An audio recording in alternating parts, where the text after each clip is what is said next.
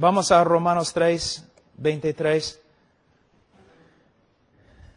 Versículo 23. Por cuanto todos pecaron y están destituidos de la gloria de Dios, siendo justificados. ¿Qué significa siendo justificados? Es muy importante.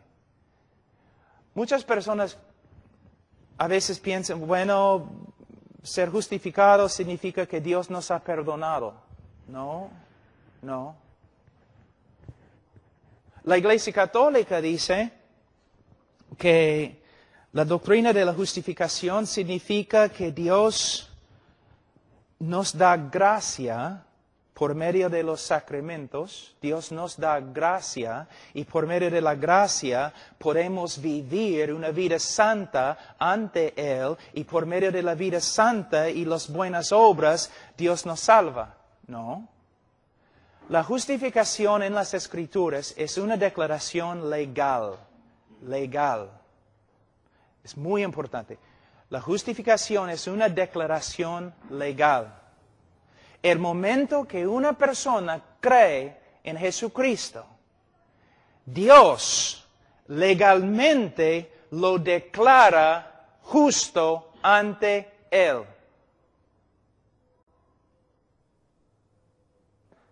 Y aquí se encuentra el problema. Hermano Carlos habló un poco de eso, pero voy a explicar el mismo problema de otra forma. Aquí es el dilema. Dilema es una palabra que se usa. Dilema divina. Es este. Si Dios es justo, Él no puede perdonarte.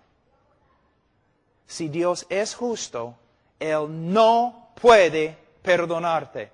Es el problema más grande de las Escrituras y una de las partes más importantes en el evangelismo. Nosotros decimos a las personas, Cristo tuvo que morir, ¿sabes por qué? Bueno, por causa de mi pecado, sí. Pero todavía no hemos llegado a la respuesta. Cristo murió. ¿Por qué? Por causa de nuestro pecado. Sí, pero ¿por qué fue necesario que muriese por nuestro pecado? Es por causa de ese problema acá. Si Dios es justo, Él no puede perdonarte. Porque si Él perdona a los injustos, Él llega a ser más injusto que ellos. Es el problema más grande. Es la razón por la cual toda la Biblia fue escrita. Es la razón detrás del Evangelio, pero muchos cristianos nunca han escuchado de tal cosa. ¿Te das cuenta? Es quizás la parte más clave del Evangelio y casi nadie habla de eso en el día de hoy. Antes, los bautistas cada vez que predicaron el Evangelio hablaron de esto. En el día de hoy ni han escuchado. ¿Por qué Cristo tuvo que morir? Porque si Dios es justo, Él no puede perdonar. Como el hermano te dio esta mañana un ejemplo de un juez.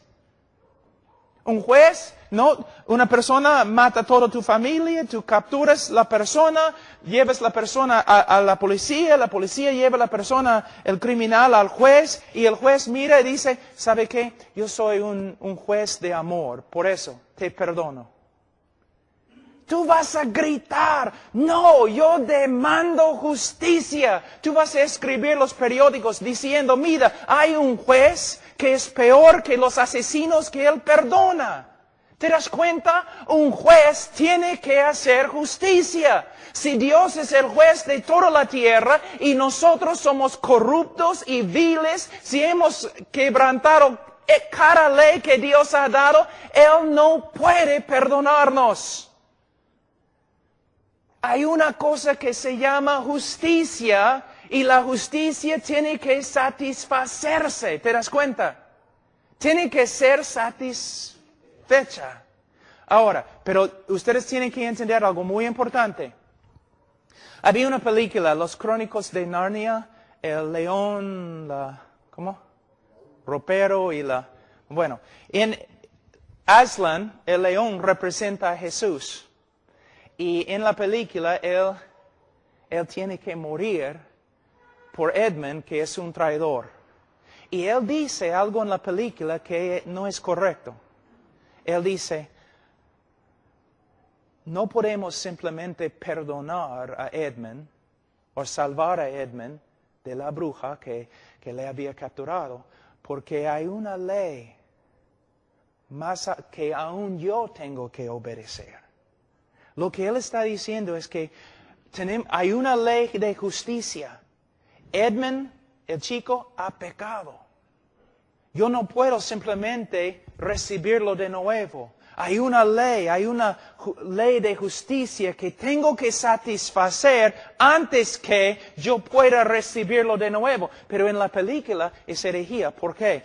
Está diciendo que hay una ley más alta que Dios y Dios tiene que satisfacer la justicia, la ley de justicia que es más grande que Él antes que Él pueda actuar. No es cierto. La justicia que Dios tiene que satisfacer es su propia justicia. No una regla que Él tiene que cumplir que tiene más autoridad que Él.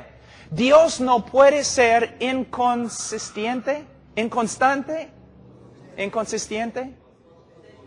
Por ahí. Mira, voy a darles un ejemplo. ¿Una vez has escuchado a un predicador diciendo esto? En vez de ser justo contigo, Dios ha demostrado su amor. ¿Sabe lo que están diciendo? El amor de Dios no es justo. En vez de ser justo contigo, Dios ha mostrado su amor. Está diciendo que el amor de Dios es injusto. No, Dios tiene que ser justo cuando manifiesta su amor. Él no puede pasar por alto la justicia. Su justicia demanda que mueras. Él tiene que satisfacer su propia justicia antes que pueda perdonarte. Eso es lo que significa la cruz. Pero me imagino que hay algunos de ustedes que nunca han escuchado tal cosa. Pero es de verdad el centro del Evangelio.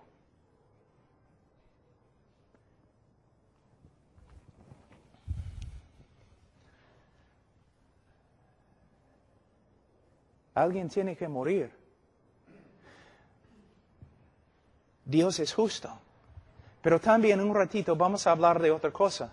Vamos a hablar del aborrecimiento de Dios. Sí, se encuentra en la Escritura. ¿Cuándo es la última vez que escuchaste una prédica sobre el aborrecimiento de Dios? Pero sin entender el aborrecimiento de Dios no podemos entender el amor de Dios. El aborrecimiento de Dios. Hay varios textos en la Escritura donde dice que Dios aborrece al pecador. Dice. ¿Qué significa? Una vez yo estaba enseñando sobre el aborrecimiento de Dios y una mujer se enojó. Y ella dijo, Dios no puede aborrecer o odiar. ¿Por qué? Porque Dios es amor. Y yo le dije, no, Dios es amor, por eso tiene que odiar. Y ella dijo, ¿qué? Voy a darte un ejemplo. ¿Amas a los bebés? ¿Sí? Entonces tienes que odiar el acto de abortar los bebés. ¿Amas a los judíos? Entonces tienes que aborrecer el holocausto. ¿Te das cuenta? ¿Qué pensarías de una persona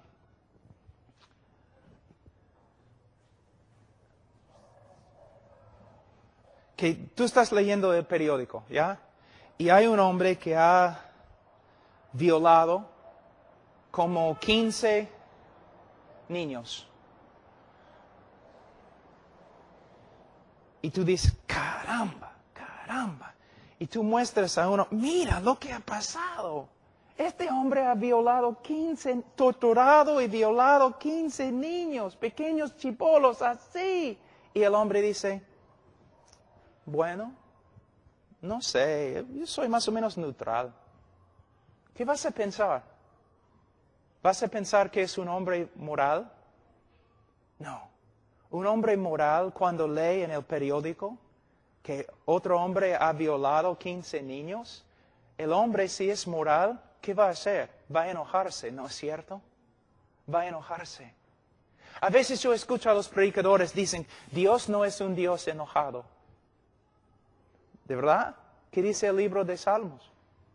Dios está enojado todos los días. ¿Y por qué? Porque todos los días un Dios santo y justo y lleno de amor está viendo la destrucción de su creación. Está viendo las perversidades y los pecados y rebeldías de los hombres. Todos los días Él está viendo las mentiras y los asesinatos. ¿Ves?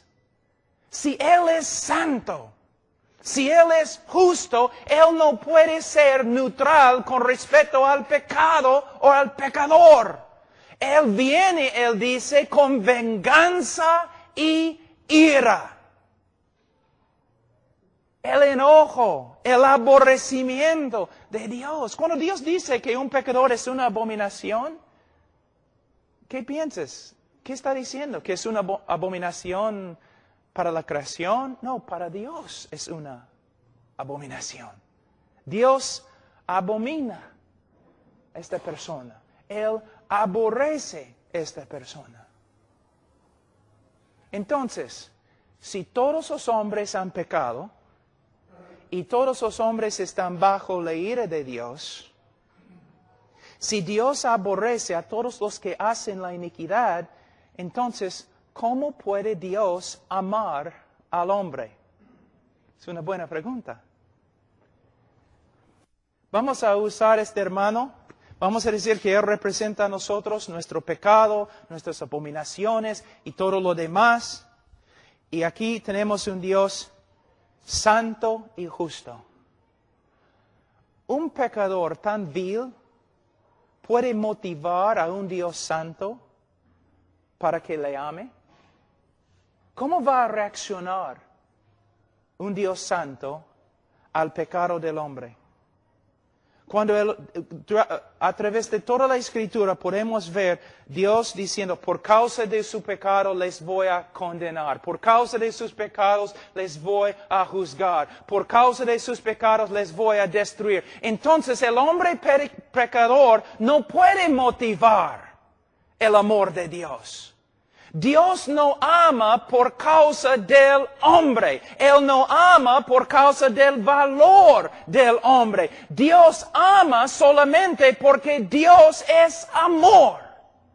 Y Él ama para demostrar su propia gloria, para su propia gloria y propia alabanza. La motivación de amar al hombre no viene del hombre, sino viene de Dios mismo. Tenemos un montón de personas caminando en la tierra que se creen merecedores del amor de Dios. ¿Te das cuenta? Y nosotros, predicando la psicología, están diciendo, claro que sí, Dios te ama porque tú eres su creación y todo lo demás. Y no hablamos de lo que la Escritura dice.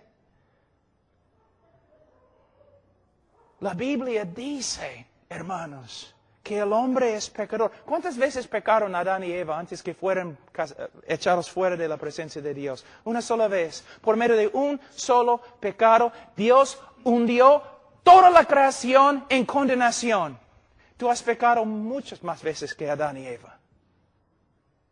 ¿Cómo puede? Si Dios va a destruir una tierra entera por causa del pecado, ¿cómo va a tener una relación contigo? Lo que tenemos que ver es que el hombre es pecador, Dios es santo y justo, y si Dios es santo y justo, ¿cómo va a perdonar a un hombre? Aquí es otra manera de verlo.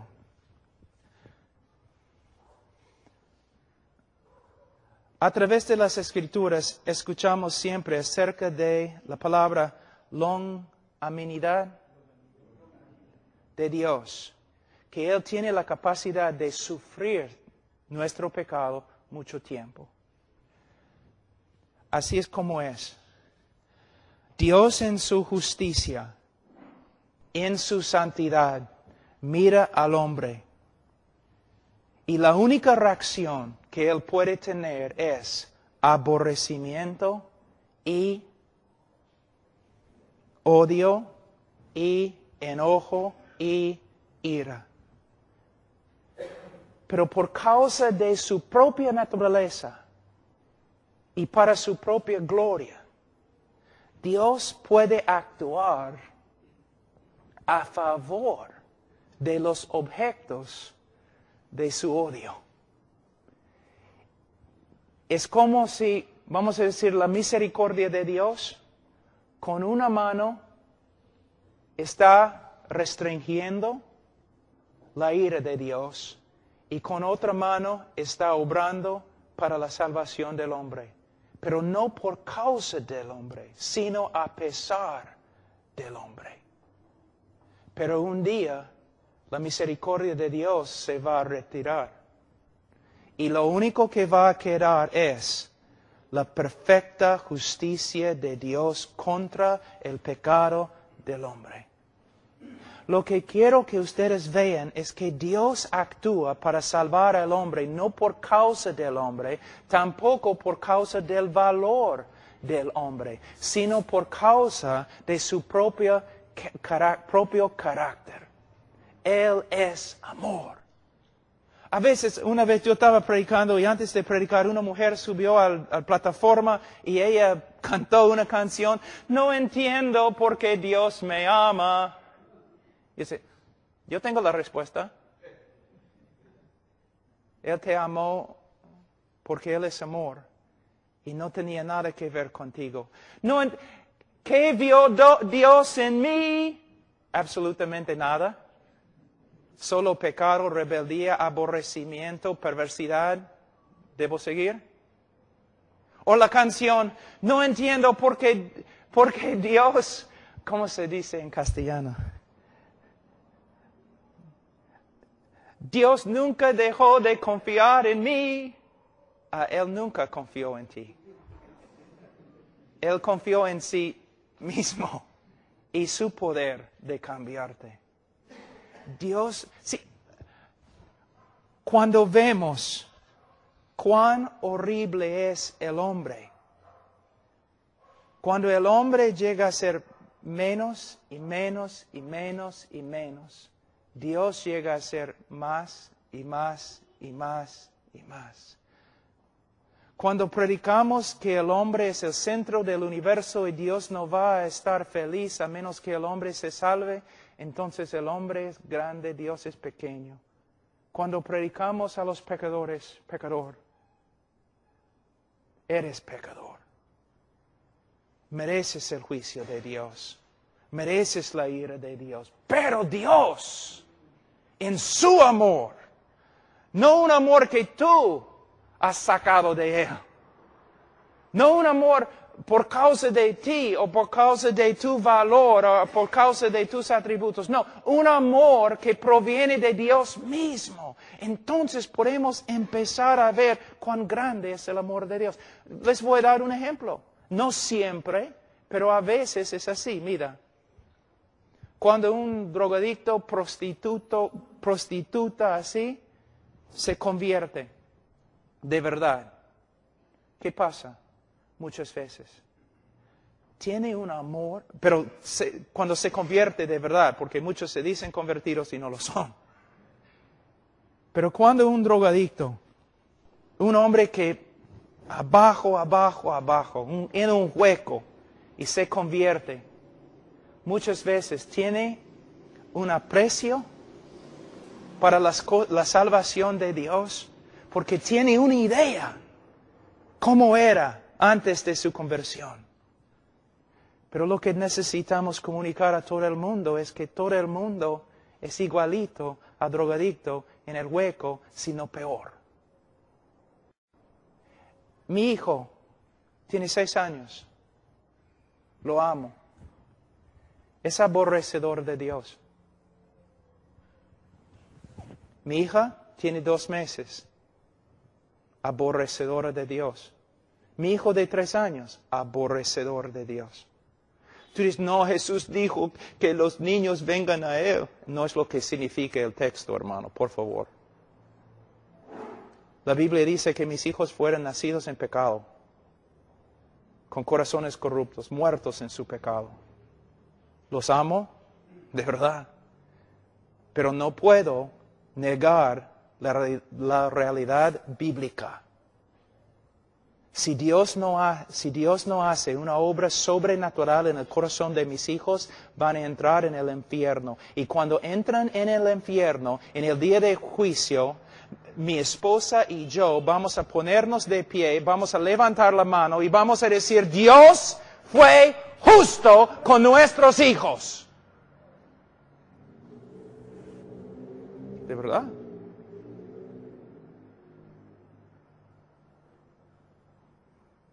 Pero ojalá que se conviertan. Dios acá, hombre acá. En vez de el evangelio moderno, el hombre acá y Dios acá. Pero Cristo está tocando a la puerta y está llorando y quiere entrar, pero tú no quieres. No, no es lo que la Biblia dice. Cristo está sentado sobre su trono y está ofreciendo salvación a todo el mundo. Es lo que dice. Ha enviado embajadores de paz para decir, ven a mi cena, vengan todos ustedes a mi cena. Si no vienen, Él viene con un juicio que no se puede describir. Una diferencia. Una diferencia. Ahora, yo sé que he hablado un poco más, pero quiero terminar esa parte, siendo justificados gratuitamente. No por causa de nada. ¿Ustedes recuerdan el texto donde dice, aborrecieron a Cristo sin causa? ¿Recuerdan? Es la misma palabra aquí en griego. Él nos justificó sin causa. No le dimos ninguna causa, sino lo contrario. Él nos justificó no por causa de nosotros, sino a pesar de nosotros. Él nos declaró legalmente justo ante Él, aunque no éramos justos ante Él. Y Él podía hacerlo solo por medio de la muerte de Cristo en la cruz del Calvario. Ahora, de nuevo, estoy un poco triste porque es tan difícil para mí comunicar esas cosas en español. Pero hermanos, tenemos un evangelio ahí, donde parece que el hombre es víctima de todo, y que Dios no puede vivir sin el hombre, y que el hombre, si Dios no puede ganar el hombre, Dios está allí llorando, no tocando a la puerta de su corazón y todo lo demás, pero no es así. Tenemos un Dios que ha hecho una obra de salvación, solo por medio de la gracia. No por causa del hombre, sino a pesar del hombre. Él está sentado sobre el trono. Él ha enviado embajadores de paz para decir a todo el mundo, vengan ustedes a mi cena. Si no vienen, hay juicio. Y Él puede salvar al hombre solo por medio de la cruz del Calvario. Solo por medio de la cruz. Pero en la cruz, en la próxima lectura lo que vamos a estudiar es lo siguiente. En la cruz, algo ha sucedido que muchos no entienden. Voy a terminar con esto. Yo estaba en Rumania hace como 4 años. Yo estaba predicando en un seminario de los alemanes. Y después de predicar fui a la biblioteca y yo estaba mirando, tratando de encontrar un libro que yo podía leer. Y encontré un libro que se llamaba La Cruz de Cristo. No era el libro de John Stott, sino de otro. Entonces saqué el libro y empecé a leer. Aquí es lo que encontré en el libro. El autor dijo, Dios el Padre miró del cielo y Él observó todo el sufrimiento de Cristo en la cruz por causa de los romanos y los judíos. Él miró abajo, desde el cielo, miró a Jesús en la cruz y vio todo el castigo que Él sufrió a las manos de los romanos y Él consideró lo que sucedió ahí pago por nuestro pecado. Él consideró lo que Él vio, ¿no? El pago para satisfacer su justicia. Es una mentira. Es herejía. Es herejía.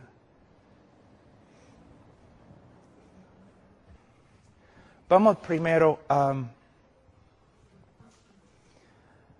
Cristo está en la cruz y Él grita, Ila, Ila, lama sabactani. Dios mío, ¿por qué me has desamparado? Ahora, fíjense, ¿qué está diciendo Jesús? ¿Quién desamparó a Jesús en la cruz? ¿Quién? El Padre. El Padre desamparó. La palabra también significa abandonó, rechazó. Es una palabra muy fuerte. Muchos predicadores dicen, Dios miró desde el cielo y miró a su Hijo y Él no podía soportar ver el sufrimiento de su Hijo y por eso simplemente no podía ver. Es una mentira, no es lo que la Escritura dice, es una mentira. La Biblia dice que Dios no podía mirar a su Hijo y desamparó a su Hijo. Dios abandonó a su Hijo. La pregunta es, ¿por qué? ¿Por qué? Vamos a Salmos 22 y vas a ver por qué. Salmos 22, versículo 1. Dios mío, ¿por qué me has desamparado? ¿Por qué estás tan lejos de mi salvación y de las palabras de mi clamor? Es su queja. Dios, ¿por qué me has desamparado? El Mesías en la cruz está clamando a Dios, ¿por qué me has desamparado? Versículo 2. Dios mío, clamo de día y no respondes, y de noche no hay para mí reposo. Da un argumento allí en versículo 4. En ti esperaron nuestros padres, esperaron y tú los libraste, clamaron a ti y fueron librados, confiaron en ti y no fueron avergonzados. Cristo está diciendo, en toda la historia de Israel, cuando un hombre justo clamó a ti, tú lo salvaste. Pero yo, tu Hijo, tu Mesías, yo clamo desde la cruz, pero me has desamparado. ¿Por qué? La respuesta, versículo 3. Pero tú eres santo, versículo 6, mas yo soy gusano y no hombre. Dios desamparó a su Hijo en la cruz, porque en la cruz su Hijo santísimo llegó a ser pecado, la cosa que Dios aborrece y condena. En los folletos que tenemos dice que Dios está acá y el hombre está acá y Dios no puede pasar al hombre y hay una gran separación entre los dos.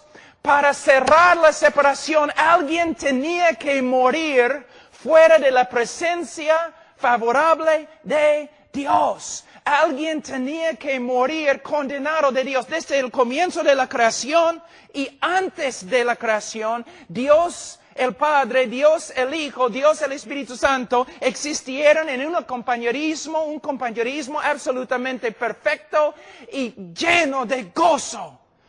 Una comunión perfecta, pero la primera vez en la cruz la comunión se destruyó porque el Hijo amado de Dios llevó nuestro pecado y Dios ni podía mirar a su Hijo porque Él llegó a ser pecado y más, Él llegó a ser una maldición ante Dios, una abominación de Dios.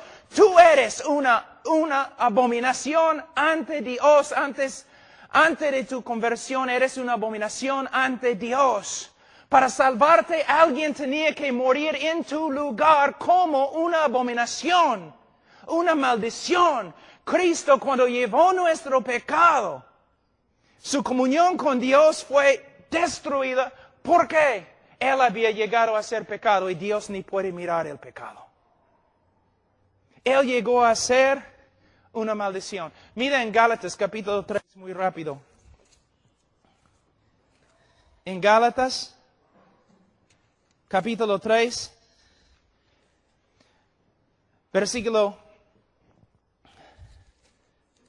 Gálatas capítulo 3, versículo 10, dice: porque todos los que dependen de las obras de la ley están bajo maldición, pues escrito está: maldito todo aquel que no permaneciere en todas las cosas escritas en el libro de la ley para hacerlas. Nosotros, ¿qué dice la Biblia secreta? Nosotros, malditos.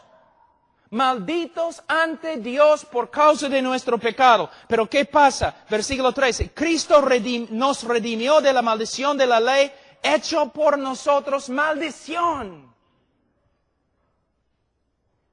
Cristo llevó nuestro pecado. Todo el aborrecimiento y enojo de Dios contra nosotros fue dirigido a Cristo.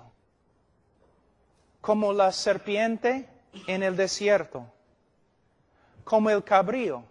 Los judíos salían, pusieron las manos sobre el cabrío, simbólicamente, ¿no? Pasando su pecado, el pecado del pueblo, sobre el cabrío. Un cabrío muere, el otro cabrío sale fuera de las puertas de la ciudad, cortado de la comunión con Dios y el pueblo de Dios. Salió al desierto para morir, para salvarte. Tú mereces pasar toda la eternidad fuera de la presencia favorable de Dios en el infierno. Para salvarte, alguien tiene que morir bajo la ira de Dios, cortado de la presencia favorable en tu lugar. Es lo que Jesús hizo. Y en la cruz, ¿qué pasó? Aquí es lo que tienes que entender. Escúchenme, pastores. Cristo está en el huerto, ¿no? En Getsemaní. Y dice, que pase esta copa de mí 3 veces. ¿Qué significa la copa? Yo he escuchado pastores diciendo, bueno, Él no quería ir a la cruz, o Él no quería sufrir los clavos, Él no quería sufrir los azotes, Él estaba temblando porque la cruz romana fue tan horrible. ¡No! Tengo una pregunta. ¿No es cierto que muchos, miles de discípulos después de Cristo, discípulos de Cristo, murieron en cruces? ¿No es cierto? ¿No es cierto que la historia nos dice que muchos de ellos se fueron a su cruz cantando himnos y con gozo?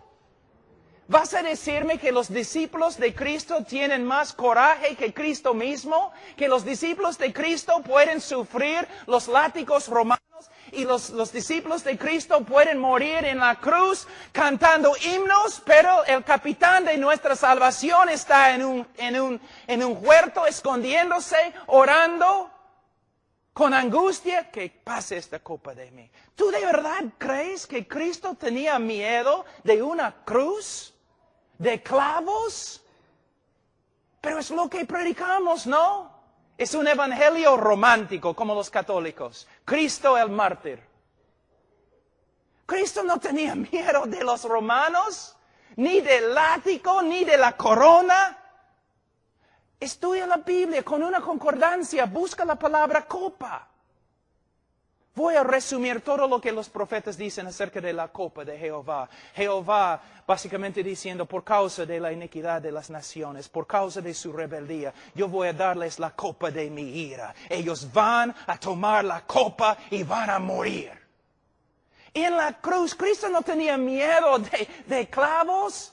Él sabía que en la cruz Él iba a llevar nuestro pecado, iba a estar separado de la presencia de su Padre, y todo el enojo, todo el aborrecimiento, toda la ira de Dios que nosotros debemos sufrir por toda la eternidad en el infierno, Cristo iba a sufrir.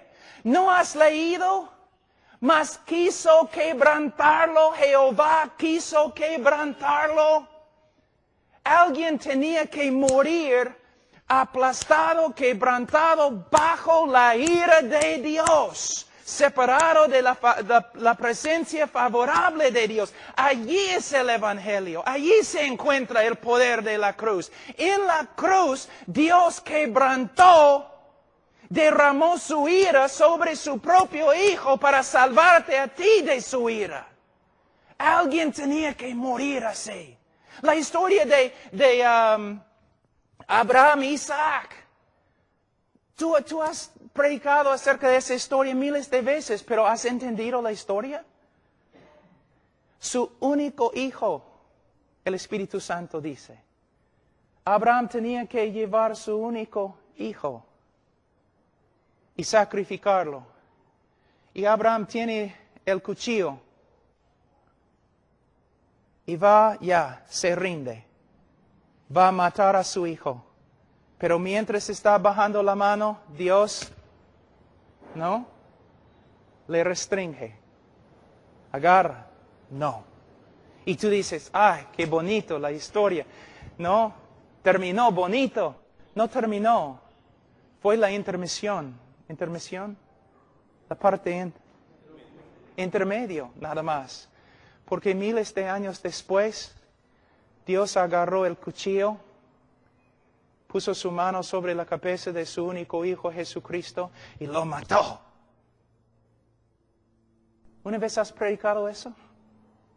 Sí, mayormente las personas en tu iglesia creen que Cristo murió mártir, que los romanos golpearon, pegaron a Jesús y siempre tú estás hablando de cómo los romanos golpearon a Jesús, cómo sufrió a las manos de los romanos, pero la iglesia no entiende, no somos salvos porque los romanos pegaron a Jesús, somos salvos porque en la cruz Él llevó nuestro pecado y toda la ira y castigo y justicia de Dios que nosotros merecemos. Todo eso cayó sobre su Hijo. Dios quebrantó a su propio Hijo. Y cuando su Hijo murió, Él satisfizo una vez para siempre la justicia de Dios.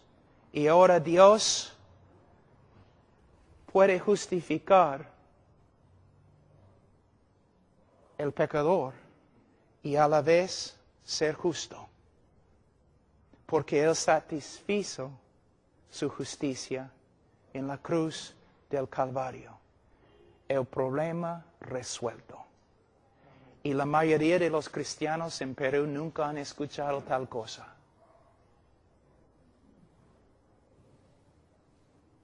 Pero es el Evangelio. Ahora, mira lo que dice, una parte que todos dicen, ¿qué significa eso? Versículo 25, a quien Dios puso como propiciación por medio de la fe en su sangre para manifestar su justicia. ¿Por qué Dios tiene que manifestar su justicia? ¿Por qué Dios tiene que demostrar su justicia?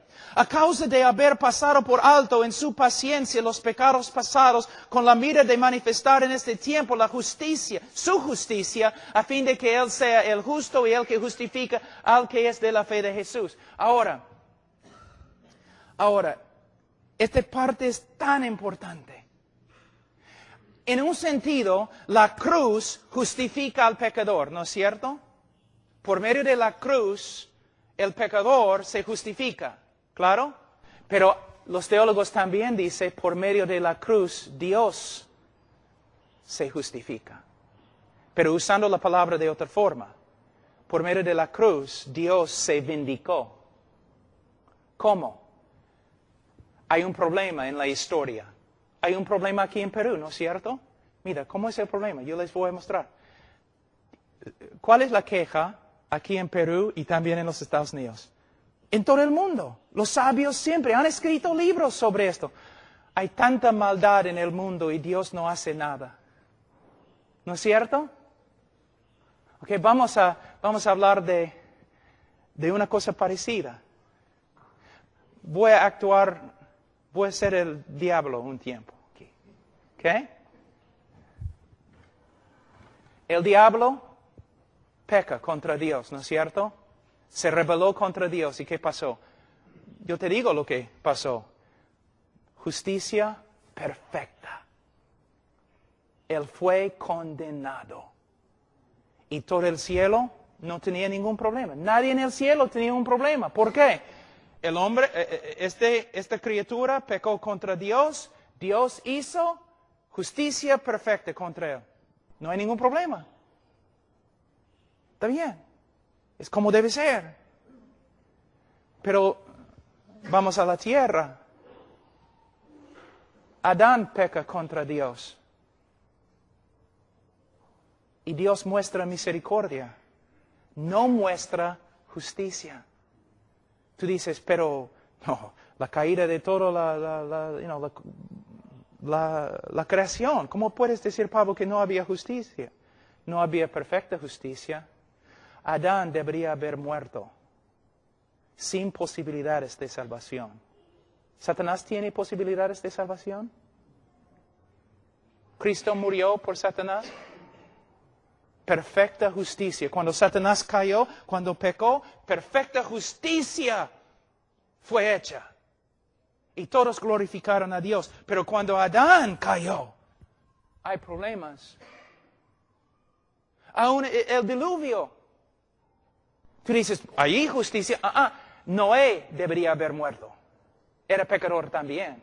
¿O no has leído bien tu Biblia? Entonces, aquí está Satanás. Dios. Tengo una pregunta. ¿Has cambiado? ¿El juez de toda la tierra no hará justicia? Yo me rebelé contra ti. ¿Justicia? Adán, ¿cómo puedes darle una promesa en Génesis 3:15? El protoevangelicum en latín. ¿Cómo puedes hacerlo? Dice que vas a enviar un Mesías. Él debe morir. Noé, el diluvio. Noé debería haber muerto. ¿Cómo puedes salvar a Noé? Israel, tu pueblo. Idólatras. Todos ellos merecen morir. Abraham, tu amigo. Oye, has bajado tu estándar, ¿no es cierto? Abraham, tu amigo, mintió. Y de verdad no te creo perfectamente. Y David. Lo llamaste hijo. Toda la historia del mundo, acusación contra acusación, que Dios no es justo. ¿Por qué? Lo demás de la creación sabe más que nosotros. Dios no puede perdonar y ser justo a la vez. Porque un juez justo tiene que condenar al culpable.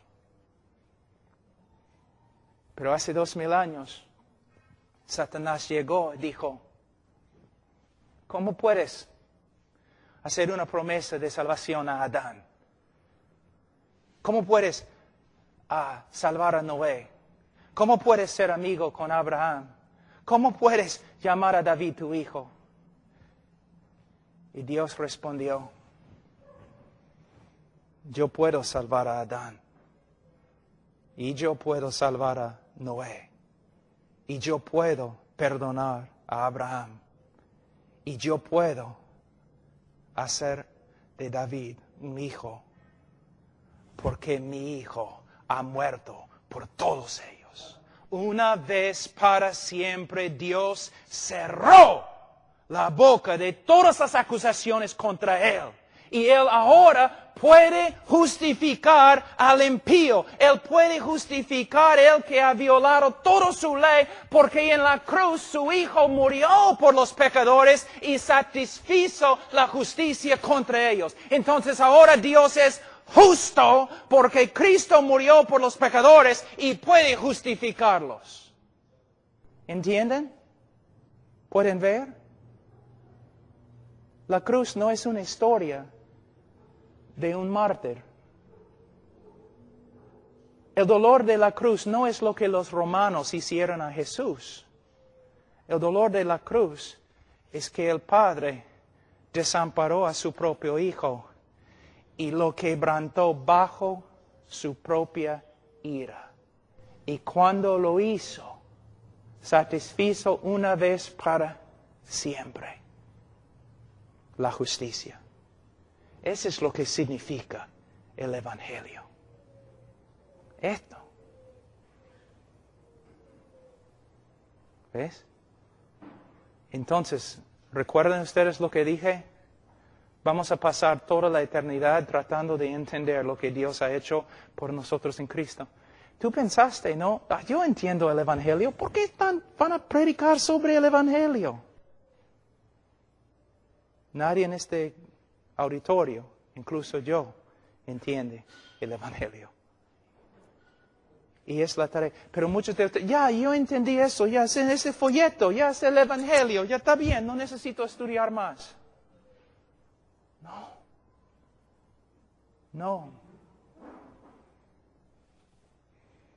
Ese Pablo bien bravo, ¿no? Bien malo.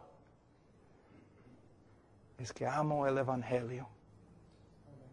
Quiero ver la predicación verdadera del Evangelio, en vez de un Evangelio de forma reducida.